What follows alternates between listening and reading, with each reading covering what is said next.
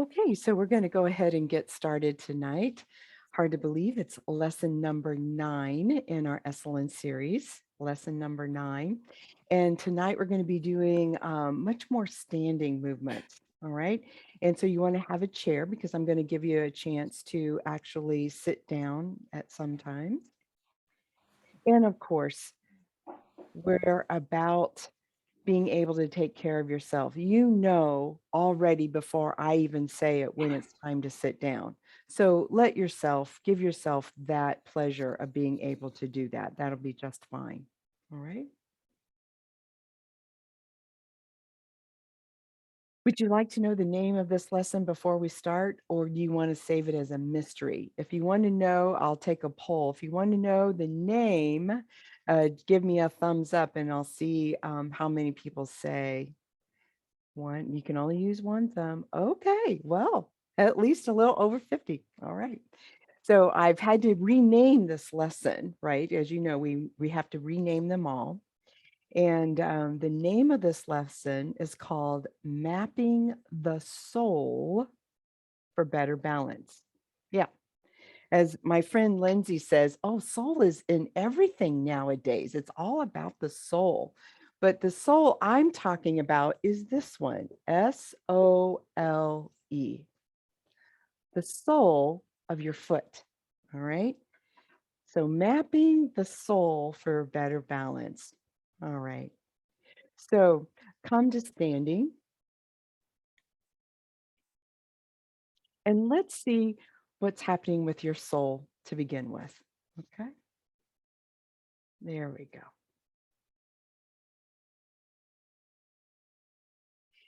So to get a imprint of your soul just to start with, let your arms hang at your side. You can keep your eyes opened or closed. The eyeballs can still stay orientated toward a natural horizon line. Get a sense of the distance between the right foot and the left foot and where you think that midpoint would be. And from that midpoint of the foot, can you get a sense if you draw a line straight up from that midpoint all the way to your gluteal cleft? The fancy term for the buttock crack, of course. And tracing that line up the back side of you through the cleft, through the low back, through the shoulder blades, through the neck, the back of the skull, the vertex or the top of the head. Where does the top of the head lie in relationship to that midpoint? Do you find yourself wanting to change it to line up over the midpoint? And if you do start to change it, do you notice that there's any sway in the ankles or any change in the connection at the bottom of the feet to the ground? And then continue on down, tracing your vertical line, coming around from the vertex through the forehead, between the eyebrows, through the lips, the chin, the throat, the breastbone, the long sternum, mapping it all the way down past the sternum to the belly button, and the belly button down into the pubic bone, past the pubic bone, and finding yourself back at the midpoint again. And notice if the footprint, the bottom of the sole of the foot, does one footprint seem a little heavier than the other? Is it more biased towards the ball of the foot, the heel of the foot, the outside edge of one foot?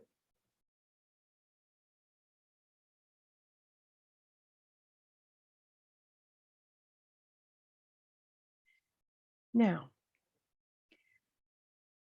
from this place here, I want you to slowly start to lift both heels up a little bit, probably enough for me to slide a piece of paper underneath there. Lift your heels up and then put them right back down. So you lift your heels up and then you put them back down. And when you put them back down, you can feel this tapping or this wrapping coming on. And it's almost like there's like a little jiggle that goes through your system, right? You go up and then you fall back down on your heels. Up and you fall back down on your heels. All right. Pause there for a moment. Now, if you think of the bottom of your foot into sections, you've got a heel section, you've got an arch section, you've got the bottom of your foot that's called a ball, and you've got your toes, or as they make contact with the ground, it's called the toe pads. Now, I want you to lift and lower those heels, kind of letting the heels fall each time, oh, maybe 10, 12 times in a row. You don't have to go fast, but do you notice that as the heels raise, do you have a tendency to put more of your weight through the ball of the foot or through your toes? Is it toes and ball? Can your toes be a little freer? Or do your toes assist you in some way to lift you up, lift those heels up?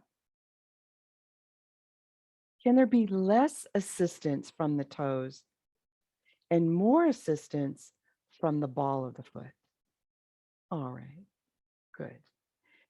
Now, let that go, walk around. Mhm. And just notice if anything, if that has had any impact on you.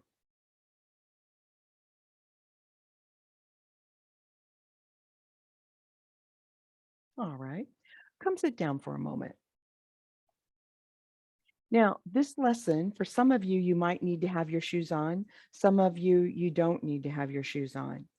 But I want you to take the foot that seemed to have the most imprint, the most, the most weightedness down at the bottom of its sole. I want you to put that foot, cross it over your leg and put it on your lap. All right. So you're resting your lower leg over your thigh. And I want you to start to look at something here. All right. I've got myself a foot. All right.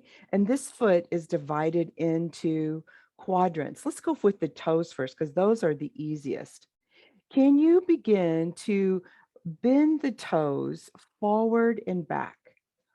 Forward towards your shin bone and then away from your shin bone. Now, some toes are going to move more than the others, right? So just make it easy, make it light. Those are your toes. The underneath surface, the part that touches the ground, we're going to call those your toe pads. Now, the toes, as they reach down into the foot, these toe pads give way to the ball of the foot. Now, begin to take your hand and put it underneath that ball of the foot, as though that you have a sense that you can come up from the bottom of the toe pads or the ball of the foot. And really, if you begin to just kind of pull from the ball of the foot, pulling the ball of the foot up towards the shin bone and then let it fall away, but pull the ball of the foot, which is very different than pulling the toes of the foot, right? So make that distinction or differentiation: toes, ball, ball. Okay. And now if you follow the from that ball and you come down through the center of the foot, you'll come into that area which you would know as the arch, that's the inside edge. But if you continue on back, you're going to run into the heel. Now the heel is quite long. So when I ask you to raise the heel and lift it from the ground, we begin to lift the heel as long as your ankle bone. Look at that. All right. This is a small person's foot, but here's the end of the heel. Here's the end of your ankle bone. So you have an outside ankle bone, you have an inside ankle bone. Your heel extends beyond that bone. A lot of us think that it's just the back of the tennis shoe. We call that the heel, but the heel is quite long. In fact, it's as long as your own anatomical thumb, all right? From the tip of your thumb all the way down to that joint. So that's a really long heel. So now we're going to come back and we're going to do our tapping again. And when we start to tap, I want you to have this thought and think of the heel and the bottom of the foot as a teeter-totter, with the fulcrum of that being somewhere here through the middle, so that as the heel raises, the ball of the foot goes down. And as the heel drops down, there's a little less impression on the ball. So it's not that we're actually doing a teeter-totter in its truest sense, but the heel raises, the pressure is through the ball of the foot, not so much on the toe pads. Okay. All right. Now we're only mapping one foot out. So come to standing again. Mhm.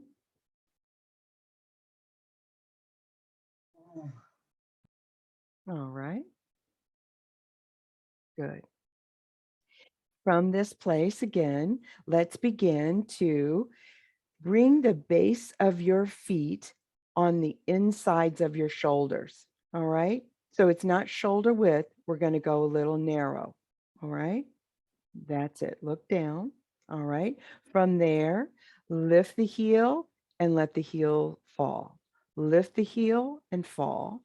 And then you can start to change your awareness of, as I lift that heel, can I direct that to the ball of the foot? Now the toes will have some kind of pressure, but it's really more of the ball. And can you make it a little faster? Blop, blop, blop, blop, blop, blop, blop. Good. Can you change the rhythm? Let's see if we can change the rhythm. So instead of just going tap, tap, tap, tap, tap, tap, tap, tap, could we go tap, tap, like a double time? Tap, tap, and you jiggle, jiggle. And I want you to stop. And when you stop, let yourself come back into the length of your heel before you start again. Okay, here we go. Tap, tap. Let yourself come into the length of your heel. Try it again. Tap, tap. Because when you start from the length of your heel, then what happens is as the heel starts to rise and it elevates you, you're more apt to be in the ball of the foot, and the teeter-totter effect has more availability for you. All right, stop for a moment. I want you to lift your right heel from the floor. All right, so you're perching, if you will. You're going to perch on the ball of your right foot, but most of your weight, 90% of your weight, is standing on your left foot. Okay, so we just have the right foot touching the floor for balance. Now, from here, could you do that tap, tap, tap, tap, only raising the left heel? Tap, tap, tap, tap, tap, tap. And the ball of the right foot is just there for some support. Tap, tap. That's it. Good. All right, two more. Can you still feel the possibility of the teeter-totter in that left foot? Let it go. Switch over feet. Bring the left foot to perch on the ball. You might have to spread the toes a little bit. All right. Then we're not used to letting our weight be on the ball of the foot. And it's an arc. It goes from little toe to big toe. And then now tap, tap the standing leg, which is now the right leg. Most of the weight is being borne on that. So keep your knee relatively straight, right? You don't have to bend your knee. And tap, tap, Tap, tap. Feel that jiggle. Feel that wiggle. Can your teeth be separated? Can you feel the wiggle that goes through your face? Sure. How about your arms? Good. Now let that go and just walk around. See what you notice.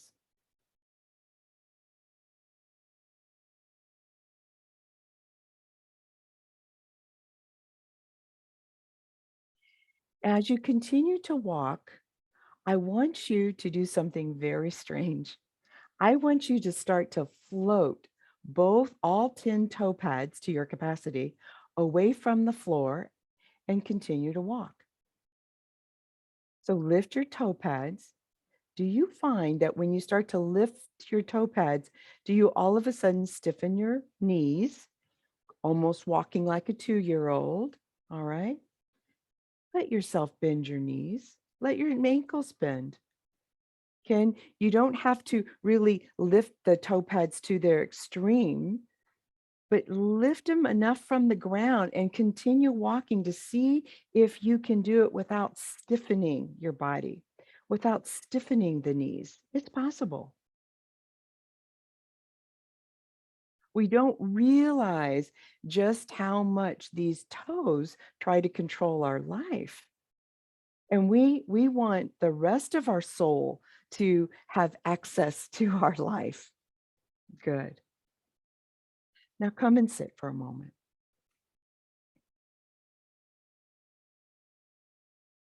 There's a beautiful connection between tonight's lesson and last week's lesson.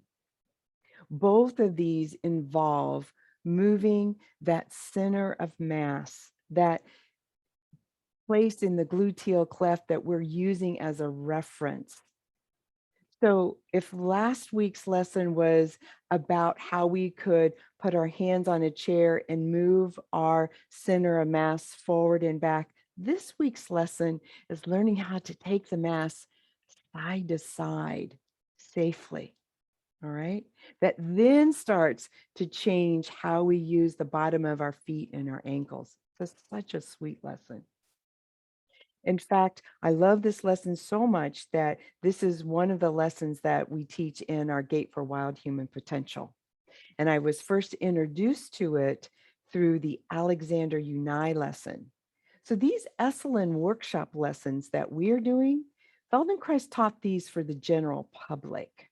All right, this is the general public lesson. All right, so that's enough of a pause. Come to standing. Now, let's take the feet. We look down at the feet. How about just shoulder width apart? Not very far, all right? But find what it would be like falling into the line of the shoulders, okay? And put your right hand on the outside of your right thigh. You can let your left hand do whatever it likes for right now. And what we're going to do is we're going to take that right hand and we're going to start to caress down the direction of our thigh and towards our knee and in the direction of the floor. And then you're going to come back up. Good. And I'm going to give you a little bit more of instruction. Good. All right, come back up. Now what I'm going to do is I'm going to start to spotlight a couple of folks for us here so that when we do our replay, we have a chance to be able to have a little bit more of a visual. And as always, if your preference is not to be on the spotlight, that's fine. Just go ahead and either deny access or turn your video off. That's fine.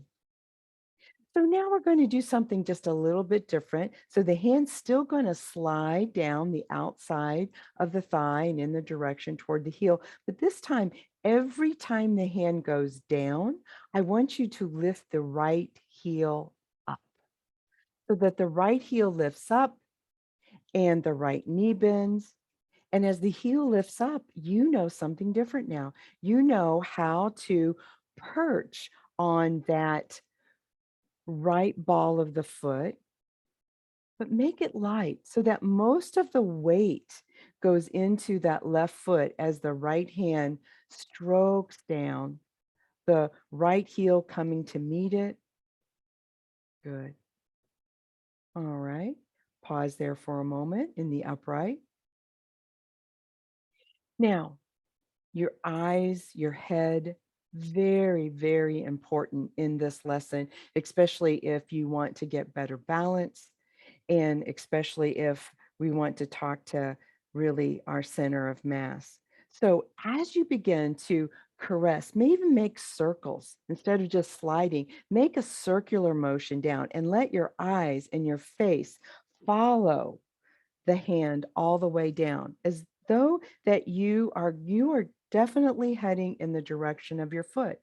And you can start to get a sense that your gluteal cleft has to move, doesn't it? And in fact, if you put your left hand on your gluteal cleft, where your butt up crack is, you can start to get a sense that as you're bending forward, letting the hand stroke down the side of the thigh, past the knee, into the calf, that your rear end, your sit bones actually move behind you, don't they? And they move towards the left. For some of you, that's new because you were just bending forward at the waist rather than taking the pelvis back, the gluteal cleft back. Can you look at your hand as you go down, letting the heel come up? And as you come up with your hand, your heel goes down. Heel up, hand down. Heel down, hand up. Good. Now switch over hands. Take your left hand, put it on the left side of your thigh, and begin that same kind of stroking. Start coming down, letting each time your left heel lift, lifting high from the ground as though that the heel is going to come into your hand, but of course the foot never leaves the ground. Your eyes directing in that. Can you go slower? And if you put your right hand into that gluteal cleft, you'll get a sense that your tail has to start to change. The tail itself goes behind the right heel. Yeah, it's like it is moving behind the right heel as you go down, and the head is off. That's right to the left. Good. Now let it go. Good. Walk around.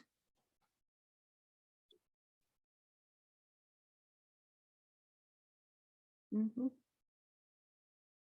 And you'll find a new place. Now, we have our chair there for a reason. So if at any time you feel like you need to sit down, or you might feel that you become a little bit wobbly and you might want to go ahead and grab a hold of the chair, that's very acceptable as well. So let's come back to standing, right hand free. We're still going to caress the right leg, but we're going to do this with the left hand. Can you allow the left hand to move across the midline and start caressing the leg towards the inside of the right leg? So right where the groin is, or the adductors and the inside of the thigh. Every time that left hand is caressing, that's right, the left hand caressing the right thigh, just allow, you've got to really let that heel lift. The right heel starts to lift. And as you come up, the heel goes down. Hand moving down slowly. And then on its return, the heel finding its place and really landing in the right heel so that you come to a starting center again. The The right hand can do anything at once. It may want to hold on to the gluteal cleft. That's fine. That's better. That's right, Madeline. And then look where your eyes go. It's not just down to the foot, to the heel that's raising, but you can even see to the right side of the floor behind you. All right. The next time you find yourself upright, stay, switch over hands. Bring your right hand to the inside of the right groin. Begin to lift that left heel from the ground as you caress the right hand down the inside of the thigh to the knee. Let both knees start to bend, right? If you're going to go down and into the lower calf to get the heel, you have to let both knees bend. There you go. And then as you come back up, fully come back up, find that midpoint before you actually start again. Because it's in finding that midpoint that then you'll be able to start to get a sense that your gluteal cleft crosses over to the other side. And one last bit of exploration. Check out that standing leg, that standing right leg. Can you start to get a sense that your weight is such that it's in the heel? As you further and further you go down, both knees are bending. Let the long heel be supportive for you. That's right. There's more weight, maybe 70-30. 70% being in the right heel, 30% being in the ball of the foot. Good. Now let it go. Walk around and notice if there's any freeing of the ankles. What quality or statement would your walk start to make?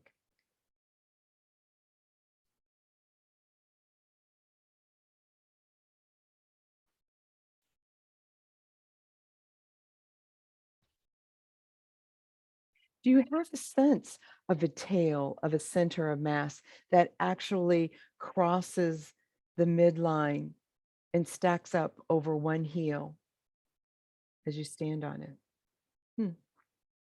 All right. Now come and sit down and refresh yourself a moment.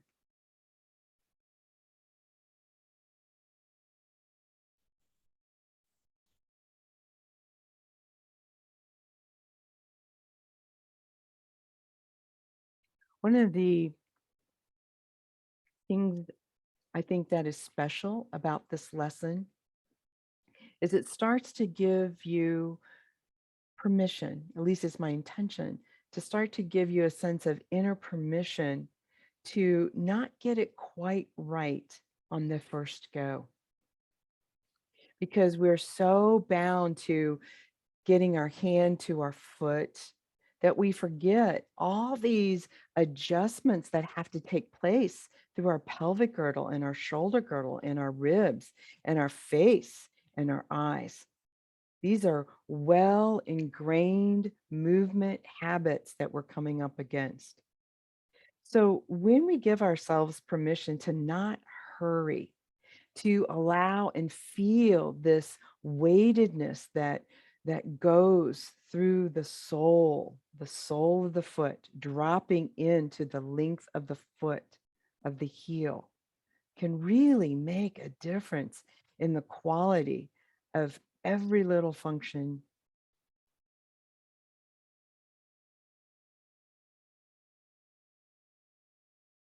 All right, now bring yourself to standing again.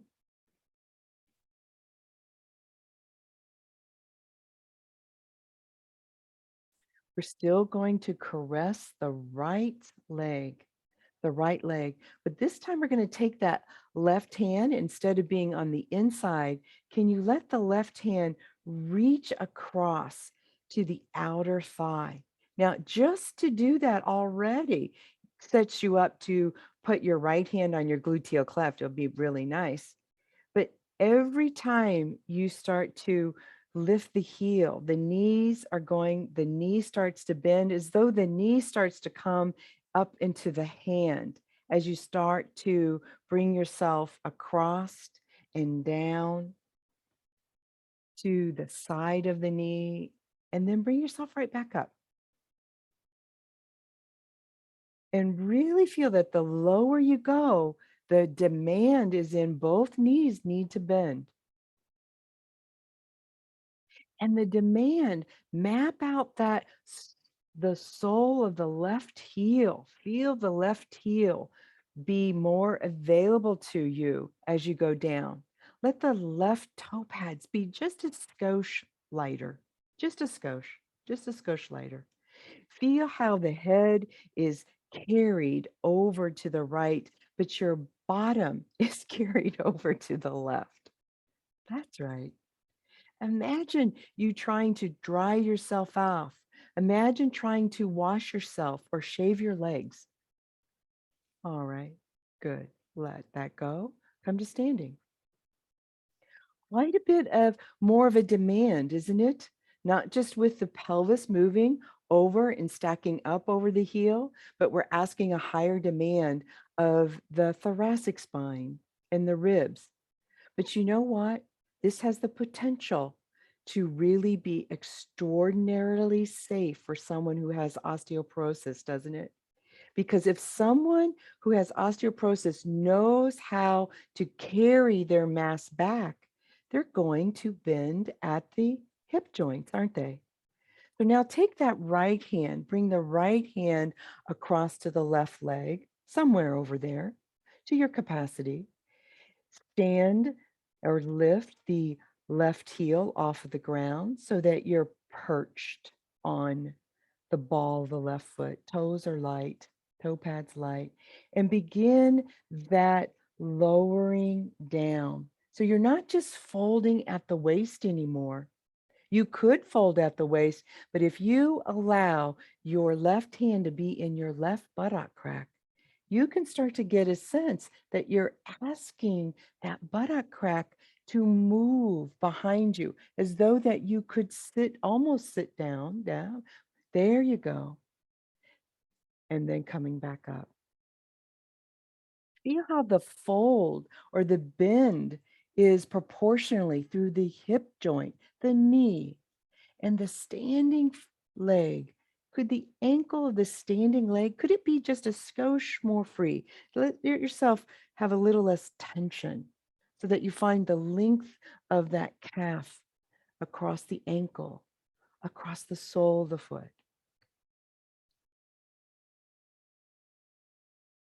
Good. So there's this proportional lowering, the bending at the hip joint, the freeing of the thoracic spine. Good. Now let that all go. Walk around.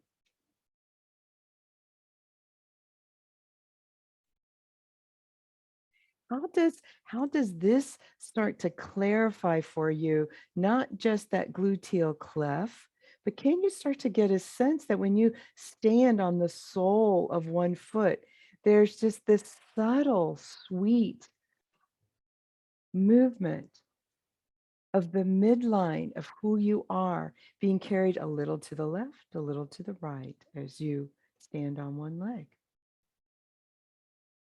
And that the heel and the ball of the foot are more available in the walk and not so much activity of the toes. That's right. Not so much activity of the toes. They're there, but we need them at certain times, but not as often as you think we do. Not as often as you have habituated yourself to that. Now, the next time you come to your chair, let's just sit.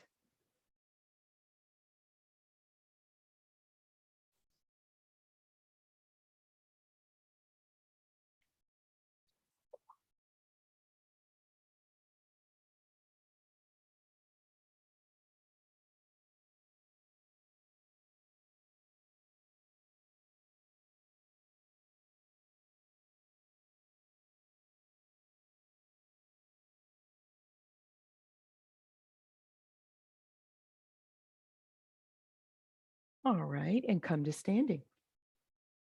Let's check out that tapping again and see if there's any change in the teeter-totter of the foot. So, your choice, you raise, this is where your base of support is a little narrower than the shoulders, and you would raise the heel and you let the heel fall. Raise the heel, let it fall, and you will feel this jiggle, jiggle, jiggle, jiggle. And you can do it quite quick, repetitively, one after another. Or as one of my instructors taught this to me, you could do it in the rhythm of a heartbeat. Tap, tap, tap, tap. And as you have a slight pause between the next tapping tap, can you allow yourself to come back into the heel so that you don't keep accumulating tension through your lower legs? Yeah, there you go. Beautiful. All right.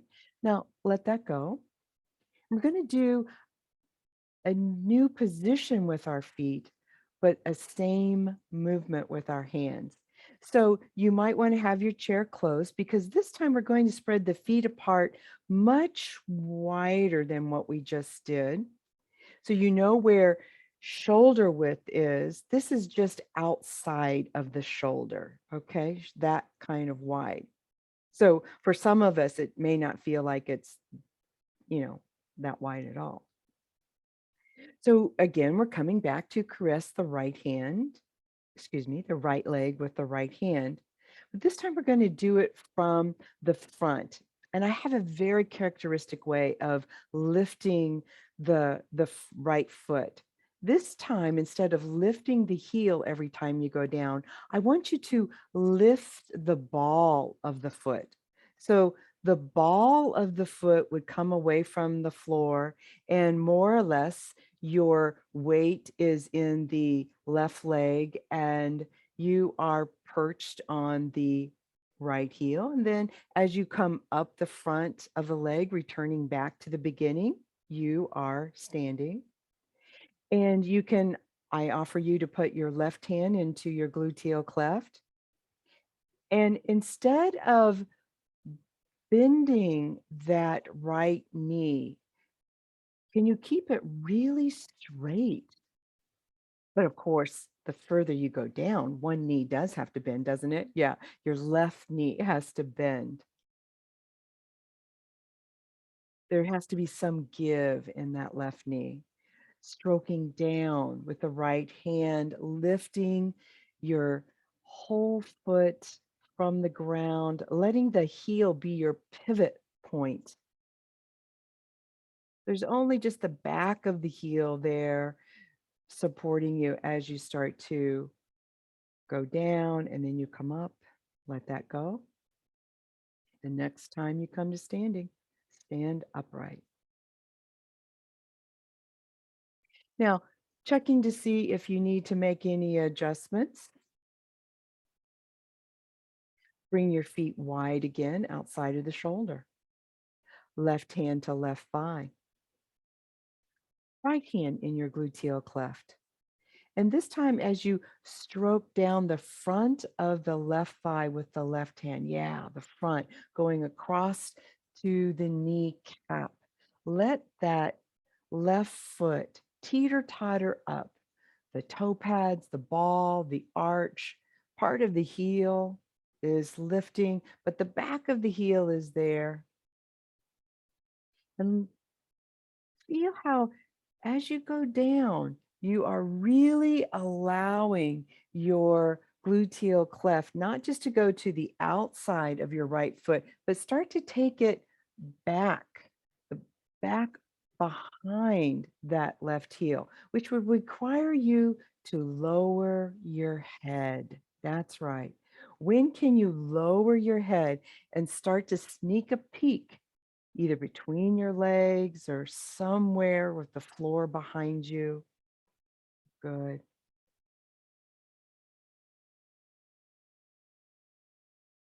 Hmm.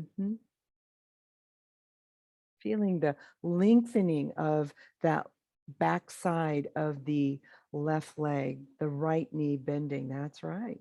The ankle has to be free enough on your right foot, doesn't it, to go any further. Good. The next time you come up to the beginning, stand tall. Let your hands be by your side.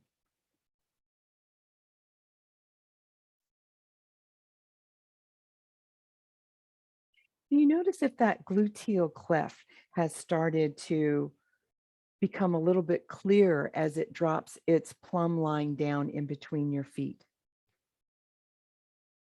Do you begin to change the base of support? Starting to notice that the sole, the imprint of the foot, has that started to change?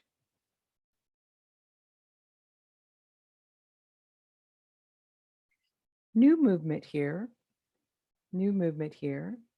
Still caressing, but the heels are going to be a little bit different. You can stand with them fairly wide. And I want you to put your hands, both hands, on your buttocks. And you're going to stroke both buttocks. We're not going to do this. We're going to just a couple of times just to see what your capacity is, but begin to stroke both hands down the back side and lift both heels, bending both knees.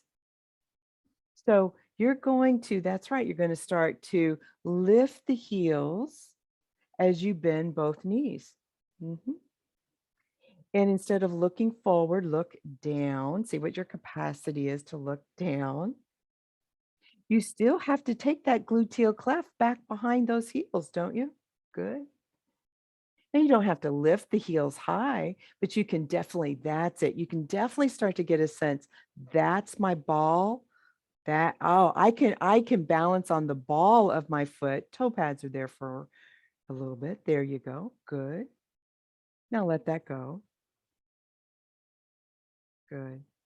And walk around.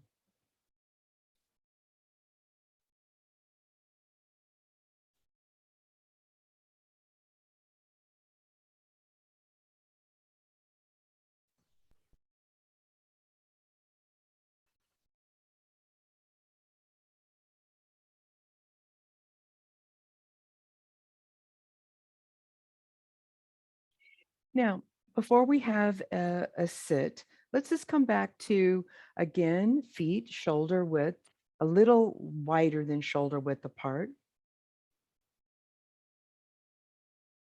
And again, stroking down the right hand, stroking down the right thigh again. Let me just see if that's any easier. You can take your left hand, put it in the gluteal cleft if you want, but you're going to keep your right knee straight as you go down. And the foot, the foot comes away from the floor as though that you're trying to get to wash your feet, right? Good. And then allowing that gluteal cleft to move. That's right, as the hand comes up. So it's like your hand, your cleft, and your heel talk to one another. And it's the heels of both feet. So as the right hand goes down, feel the weight being more distributed into the left heel. The length of the left heel. Toe pads on the left light. And then now switch over and put your left hand on the left thigh, right hand in the gluteal cleft, and go down a couple of strokes here.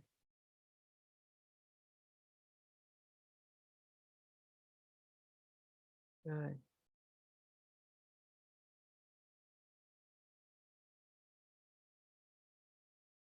All right. And one last thing, what if we were to take an even wider base, right? Your chair's right there if you need it. Taking both hands down the front of the thigh. Really, you have to let that gluteal cleft start to move back and start to lighten your ball of your foot from the ground so that you're just on your heels. Right? So you're lifting both balls of your feet at the same time. Good. Come back. Good. And again, going down, stroking the fronts of your thighs. Both both legs are relatively straight as you go down. Really putting the demand on the center of mass to move behind you, behind your heels. Letting the head hang just a little bit. There you go. When can your eyes be of help? Good. Now, let it go. Walk around.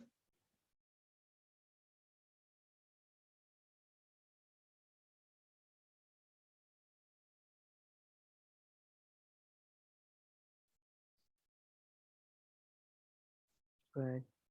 Almost coming to a close here. So let's just stand in one spot wherever you're at, and let's begin to tap the floor again with the heels. We'll have feet a little less than shoulder width. We'll start there. So tap, tap, tap, tap. Is the bottom of the teeter-totter of the feet more clear to you? Toe pads, don't need them as much as you think. All right. Pause and bring your feet super close together, whatever your limitation can be there. And from there, find that place. The smaller the base of support, did you immediately go into the ball of your feet? Can you come back into your heels?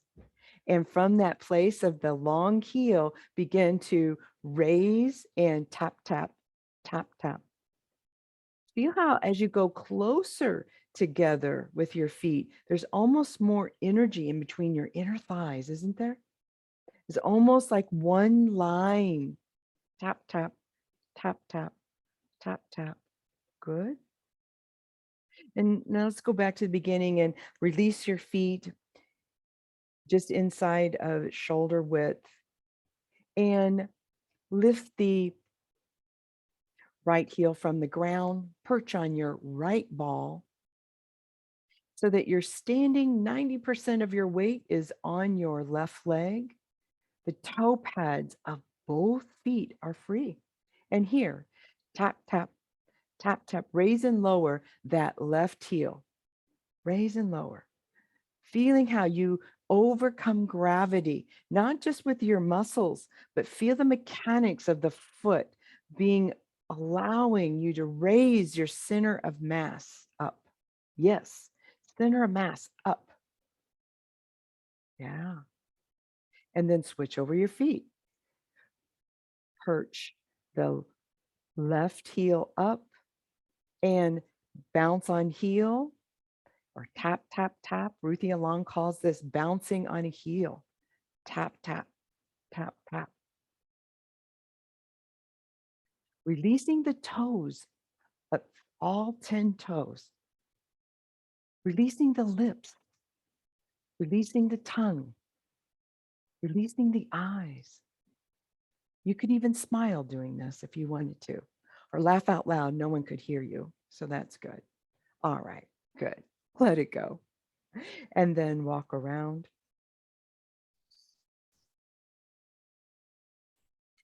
And from wherever you are, walk backwards.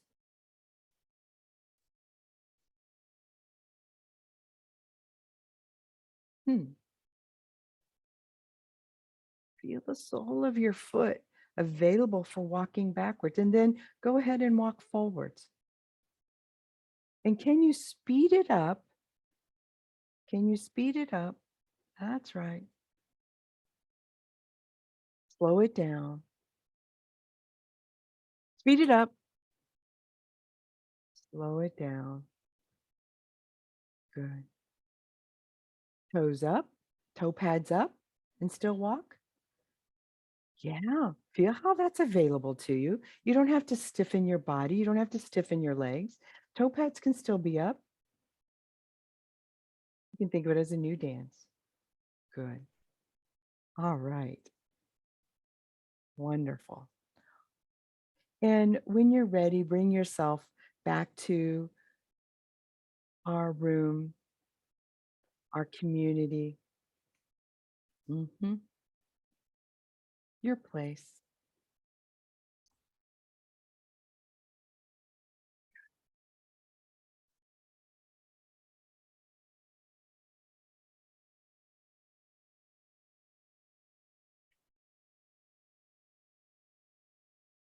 And you might find just sitting there with your feet on the ground, it feels more acceptable to have the feet on the ground, right?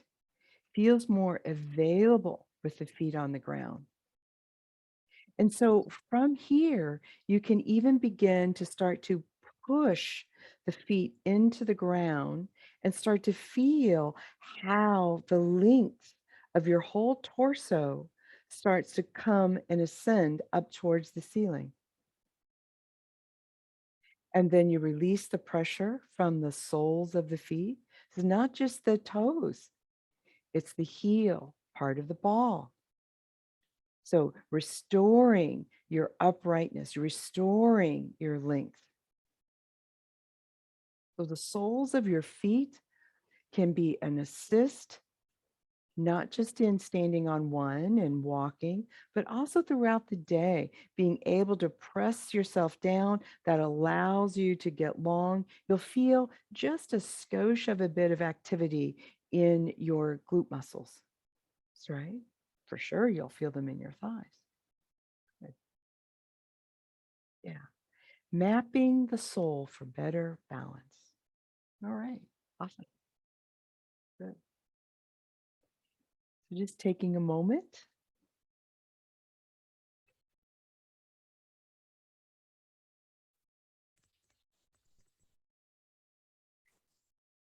And we're going to take a few minutes to have some comments or some thoughts. And while you're collecting yours, I want to just share something with you on mine.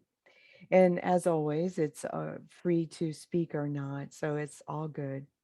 But um, I'm a Bones for Life trainer, and so I've gone through the movement intelligence program, and I always thought that the wrapping, Feldenkrais calls this wrapping on. Let me see what his official name is. Wrapping heels. And he combined this wrapping heels with the caressing of the legs. He combined these two lessons. Normally, I was experiencing these as being separate lessons, but I thought it was interesting that he used this lesson and in its conjoint. And wrapping of the heels, I always thought that was Ruthie Alon. And I see where Ruthie got some of her influence, obviously, and some of the initial lesson of bouncing on heels. So that was new for me as a practitioner. I don't know if it is for any of you, but that was a delightful surprise. And of course, I always loved this with caressing the leg. And in gait for wild human potential, we call it sneaky pelvis. And because as we're beginning to sneak the pelvis in different ways, and it's being able to introduce, we do it on the last day, and it's just a brief introduction to understanding how the movement of the pelvis flows into balance and one's postural stability. So getting ready for another class. But Steve, okay, I see you got your hand up. Yeah. Yes, on the last exercise that we did prior to the tapping there towards the end, where we had our hands, both hands going down the front of our legs towards our feet. And I can't remember now, were we lifting our heels or our toes, but whichever it was, I'm fortunate I had the chair behind me because I fell back on the chair twice. Or no, you could see me 3 times. And anyway, I just don't know because I didn't have any balance problems doing the going side to side or anything else, but I couldn't keep from falling backwards. What do I need to do? Ah, okay. Well, first of all, there's 2 things. The first thing is that when your hands are going down, both hands at the same time, you were lifting both feet from the ground, excuse me, both the ball, the arch, and you were only really on the heel, all right? However, As you start to make that motion, you don't have to lift the foot in its entirely. So let me just say that the key is being able to rock back into the heel. So it looks like this, but in order to rock back into the heel, you have to take your gluteal cleft behind you. It it has to move first as the hands move down. And that's a common mistake that I think people make. And I don't know if it's so much of a mistake, but it's an old habit because we're so used to bringing our hands down that we forget to take our mass or our ass back. We forget about it because we're only focused on this, what's forward and not what's moving behind us. Now, the other thing, you have a tendency when and I know Steve, he's a good friend of mine, right? He's a good friend of mine. And what happens is he has a tendency to cross, his hands like this, and he has more weight bearing through the ball of his foot and more towards the arch and the toes. And we've worked on this a lot, right? And Yes. so we've worked on really shifting the percentage of weight bearing through the heel, the length, and the ball. So making it more into the heel. And so if I understood what you said, and I think everybody else heard you say that I need to move my ass back further. I think that's exactly what you said. That's exactly what I said. Okay. Exactly. And it's not, it's in a such a way that it leads the motion proportionally to the soul. Okay. It's just a little, it's like taking a child, the child of a hand of a child, and then taking them and letting them, this is the way we're going to go. And it's like, as soon as you start to take that mass back, you can't help but let the toe pads, the ball of the foot get a little lighter. Thank you. Yeah. Yeah. And Manju, you did that just perfectly there. So, Carol, Mm-hmm. I'm referring to the same topic. So as you take your butt back, it is that which is shifting the weight on the feet from front toward the back. And the skin of the ball of the foot could still be touching the floor. Yes, that is possible. Absolutely. Only the bones of the ball of the foot will lift, just a tiny bit. The bones, right? The bones from start to lift from the floor. That's a very safe way to put that. Yes. So if am I still on? Yes, you're still on. So the very first time I did, I was actually lifting the forefoot off the floor, and I was losing balance as if I was going to fall. Mm-hmm. And then I knew that I did not want to do that. Mm-hmm. Mm-hmm. Exactly. So lifting of the bones of the forefoot is a reaction to your butt going back. Correct. Correct. Okay. Mm-hmm. Thank you, Carol. Oh, you bet. You bet.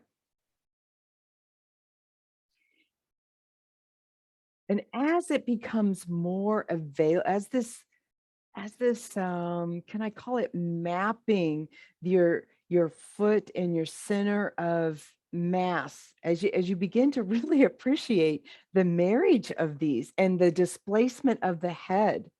So that's the other thing too, that as the mass is taking the being carried back and the foot is being lifted, the torso or the head is balancing the other end of the teeter-totter so that you don't fall. Balancing the other end of the teeter-totter so that you don't fall. I think that was an important thing. Let me go Leslie, then Madeline. I think Freddie had a question too. Okay. Leslie, Madeline, Freddie. I was gonna say, I think the same thing happened to me, Manju, that I was trying to lift my foot. I was moving my hips, but I think I wasn't, the timing was not smooth and coordinated. And I think you have to start with the hips and the head, and then naturally the foot has almost got to go along. So it's, and slower would have been better. So, and Right. it's nothing I've attempted to do before, right? So it's all this novel, how do I do such a thing? So it was very interesting. Mm-hmm. Mm-hmm. And I did feel early on this gluteal cleft, the sway, when we would walk, it's just easier to sway. It's like a sway, a natural sway, rather than, it was effortless, which is of course always what we want. So thank you for the lesson. You're welcome. You're welcome. Yeah, that quality of effortless, it's spontaneous. It's nothing that you have to actually do or that you can create. All right. It's something that emerges from within when the synchronicity of these elements start to come together. And that's when the nervous system can then start to rewrite these patterns and habits of movement. So then the wonderful thing is that if you really are going to lose your balance and you start to fall back, then you would quickly bring your torso forward and it would save you from falling on your tush. Mhm. Madeline and then Freddie. Mhm. Well, I'm just sitting here on my stool and I'm kind of doing the movement in sitting, which is kind of neat, actually. I mean, I'm lifting the balls of the foot, bringing pressing the heels into the floor, and my sits bones are gliding back. My center of mass is going back and my head is coming forward spontaneously. So it's just sort of like, Mhm. so that's kind of fun, a fun variation. Yeah. Can you feel the possibility of someone who has like severe osteoporosis? Like I'm getting ready to work with someone online who has severe osteoporosis. She has to master this. I mean, Mm. you have to sit down to go to the toilet, right?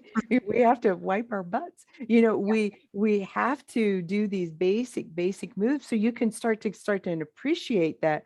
Oh my goodness, what's happening with the bottom of my foot is not just um, localized to the foot. It's an entire presentation, and qualifying that is just, it can be, returning someone back to a sense of life and independence. I taught a whole series of sit to stand lessons, and it's related to that too. It's, Absolutely. yeah, but wonderful lesson. And my left leg was bothering me. I thought, I'm not sure I'm going to be able to do this when you said standing, and it feels so much better now. Good. Mhm. So that's another thing. That's a nice perk. Feldenkrais says, I don't heal, but he can. These lessons can Yeah. heal. Well, you know what these lessons do? They're not just like healing tissue, they're healing the coupling of how we have coupled different strings of like almost pearls of neurological movement of muscles. And so he's so wonderful in the uncoupling, and it's the uncoupling and you've returned back to your natural state, which feels like healing because you were in pain, but it's really just a restoration towards that which who you are. Yeah, awesome. Miss Freddie.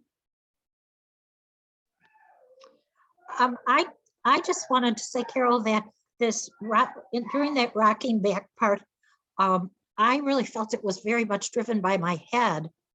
And it reminded me of some joke from when I was a young kid about kissing your butt goodbye. And I'm not sure exactly how it went. It was some joke during the time we used to have air raid drills. And you were supposed to bend down and such and kiss your butt goodbye. And I kept thinking about that when we were doing this, because it seemed like my head was driving the whole process in that Oh, rocking back. Oh, that's awesome. That's really interesting. And I can see that, so when we go to kiss, instead of just being forward, being drawn forward so that we don't get off balance, it's like we can have the kiss, but also the butt is heading in that direction. That's It was just funny. kiss your butt goodbye. I love it. Okay, fantastic. Okay. All right. I think that's it for this evening. You have a wonderful good morning if you're watching this in the morning time, or a good afternoon, and we'll see you next week for lesson number 10. Thank you. Bye. Thank you, Carol.